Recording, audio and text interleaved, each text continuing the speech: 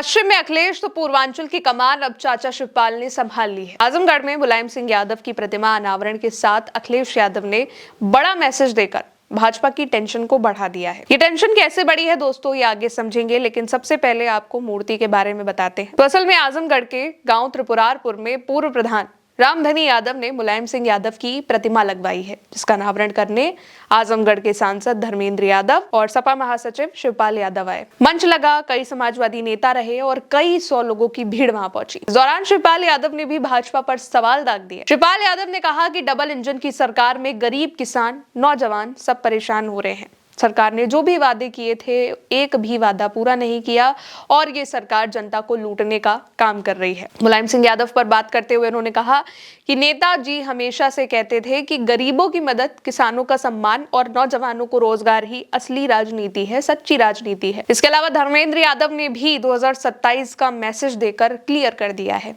धर्मेंद्र यादव ने कहा कि संकल्प ये लेते हैं कि नेताजी के बताए रास्ते पर चलेंगे, किसान, नौजवान और गरीबों की मदद करेंगे और 2027 में अखिलेश यादव को मुख्यमंत्री बनाएंगे। अभी दोस्तों यूपी चुनाव में काफी वक्त है, लेकिन उससे पहले सपा का लोगों के बीच पहुंचना भाजपा के लिए टेंशन है। इधर अखिलेश यादव भी कार्यकर्ताओं के बीच लगातार पहुंच रहे हैं, अलग अलग जिलों का दौरा कर रहे हैं, मुद्दों पर बात कर रहे हैं, लोगों की मदद कर रहे हैं। पश्चिमी जिलों में अखिलेश यादव मुस्तैद दिखाई दे रहे हैं, तो उधर पूर्वांचल की जिम्मेदारी अब चाचा शिवपाल पर आ चुकी है। असल में अब आप ये समझिए कि आजमगढ़ जो है वो पूर्वांचल की राजनीतिक राजधानी माना जाता है और समाजवादी पार्टी और आजमगढ़ का जो रिश्ता है वो और भी पुराना है।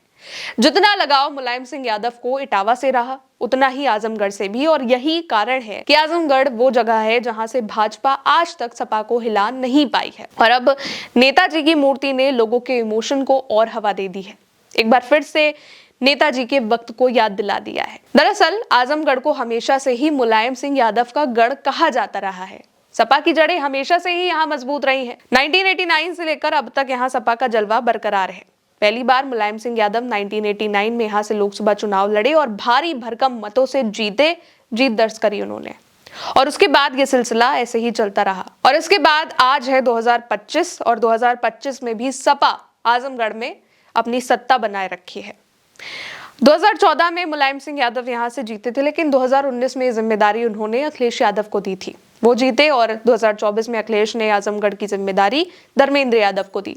कुल मिलाकर सपा ने आजमगढ़ को अपना घर बना लिया। University, engineering college, hospital, school, highway, पुल, आवास योजना, लोगों की बेसिक जरूरतें, ये बहुत सारी चीजें ऐसी हैं जो सपा ने आजमगढ़ के लिए की हैं। जब 1993 में मुलायम सिंह पहली बार उत्तर प्रदेश के मुख्यमंत्री बने थे, तब भी उन्होंने आजमगढ़ को मिनी लखनऊ की तरह डेवलप करने की कोशिश करी, और ये भी एक बहुत बड़ा कारण है कि आजमगढ़ में सपा पर लोगों का भरोसा बना हुआ है। आज भी लोग सपा पर ही आजमगढ़ में भरोसा करते हैं। इसके अलावा दोस्तों जो यहाँ का जातीय समीकरण है वो भी समाजवादी पार्टी के लिए काफी फ्रेंडली है। कुल 10 विधानसभा सीटें यहाँ पर आती हैं और 10 की 10 सीटें सपा के पास हैं। यादव वोट यहाँ 18 से 22% है, जो सपा का कोर वोट है। मुस्लिम 18 से 20% है और वो भी सपा पर ही भरोसा करता है। और 80 से 90% ऐसा है मुस्लिम वोट यहाँ पर जो सपा के साथ है। दलित गैर जाटव 10 से 12% है, जो पीडीए का हिस्सा है, और अन्य पिछड़ा वर्ग 15 से 18% है, जो कि 2024 में कुछ खिसका जरूर, लेकिन भरोसा अभी भी सपा पर है। यही नहीं, जब 2024 में आप देखेंगे लोकसभा चुनाव में सपा की सीटें कम हुई, तब भी इसका असर आजमगढ़ पर नहीं पड़ा था। और कहा तो ये भी जाता है कि आजमगढ़ के नतीजे जो हैं वो पूरे पूर्वांचल का गेम चेंज करते हैं, क्योंकि जिसके पास आजमगढ़ है उसके पास पूर्वांचल की चाबी है। ये बहुत बड़ा मैसेज है, और यही कारण है कि अखिलेश यादव हर बड़े चुनाव से पहले आजमगढ़ में सबसे ज्यादा रैलियां करते हैं और बीजेपी से जीतने के लिए सबसे ज्यादा मेहनत करती है। लेकिन अब पश्चिम की जो कमान है वो अखिलेश यादव ने खुद संभाल रखी है और पूर्वांचल की कमान अब शिवपाल यादव ने अपने हाथ में ले ली है। फिलहाल मेरे साथ इस खबर में इतना ही। आप देखते रहिए भारत एक सोच। मेरा नाम है गौरी वर्मा। शुक्रिया।